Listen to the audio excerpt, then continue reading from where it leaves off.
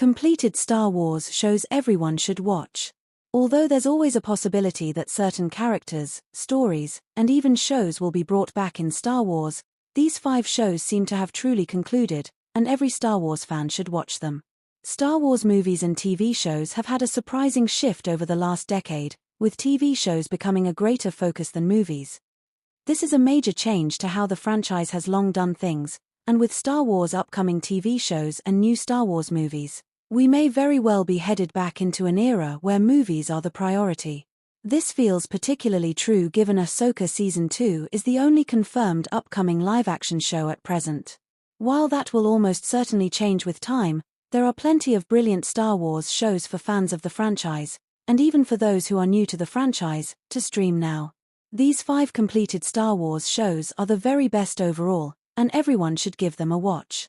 For some, Star Wars animated shows may seem unnecessary, but that couldn't be further from the truth.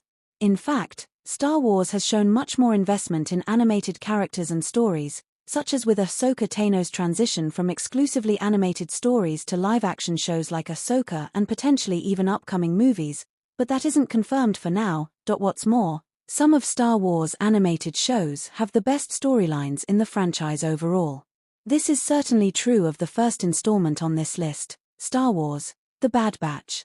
As the title suggests, the show focuses on Clone Force 99, nicknamed the Bad Batch, who were introduced in Star Wars: The Clone Wars. This show provided something that the prequel trilogy never did and the Clone Wars only did minimally, and that's depict the clones as fully-formed living beings with lives, fears, hopes, and even families of their own. In this case, in fact, Clone Force 99 even essentially adopted a daughter, Omega, an unaltered female clone of Jango Fett.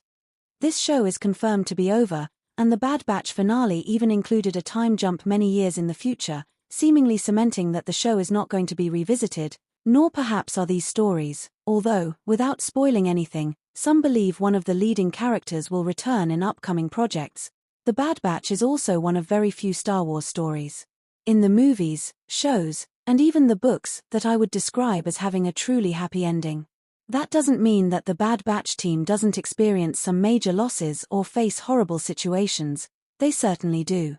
However, the ending is a befitting one that is, for the most part, a happy one. Star Wars Rebels is yet another animated Star Wars show that depicts a found family, and it likewise has become even more important in live-action projects. In terms of family, like the Bad Batch, the Ghost Crew in Rebels becomes a true family over the course of the show. This comprises survivor of Order 66 Kanan Jarrus, ace pilot Hera Syndulla, and brand new Jedi Padawan Ezra Bridger, along with Mandalorian Sabine Wren, troublemaking droid Chopper, and Zeb Orrelios, who acts grumpy and distant but actually loves this team just as much as anybody. Although Rebels seemed like a relatively self-contained show for a while, several main characters, including Hera, Sabine, Ezra, and Chopper, are key players in Ahsoka Season 1, and they presumably will be in Season 2 as well. Ezra Bridger live-action actor Eman Esfandi has even dropped hints that his role will be massive. While there is therefore good reason to watch this show in preparation for Ahsoka Season 2, the show is also wonderful to watch in its own right. In addition to the emotional impact of this family, the story of the show involves rebel efforts during the Dark Times, similar to the focus of Andor. Rebels also reveals a Jedi Master and Padawan dynamic in the direct wake of the Jedi Order's fall and the rise of the Empire, which is something we hadn't really depicted on screen. These are also truly some of the most beloved characters in Star Wars, for good reason, making this a must-watch. The Mandalorian's completion is the most uncertain of all the shows on this list, but there's good reason to believe that The Mandalorian has come to an end following Season 3. This isn't bad news, though. On the contrary, The Mandalorian show is seemingly over based on the upcoming The Mandalorian and Grogu movie. Star Wars hasn't actually confirmed that The Mandalorian Season 4 isn't happening, so this is the only installment on the list that isn't definitively completed. But, it would be more than a little odd for the show to pick back up again, especially because other upcoming Star Wars movies, like Dave Filoni's Mandalorian movie, will seemingly continue the story. With that in mind, The Mandalorian is absolutely one of Star Wars' best TV shows, and everyone should watch it. Season 3 is admittedly considered much weaker than the first 2 seasons of the show, but overall, The Mandalorian is highly regarded for a reason. Key among those reasons is the dynamic between Pedro Pascal's Din Djarin and the adorable Grogu, who is often referred to as Baby Yoda among fans and in the media, although that was never his name nor mentioned at all in The Mandalorian.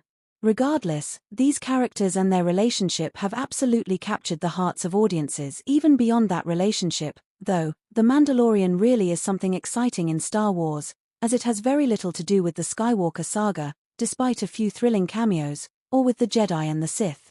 Instead, the show focuses on bounty hunters, like Din Djarin himself, as well as the Imperial Remnant. The Clone Wars is not a perfect show, but it is nevertheless absolutely one of Star Wars' best TV shows overall and arguably the single best animated show to date.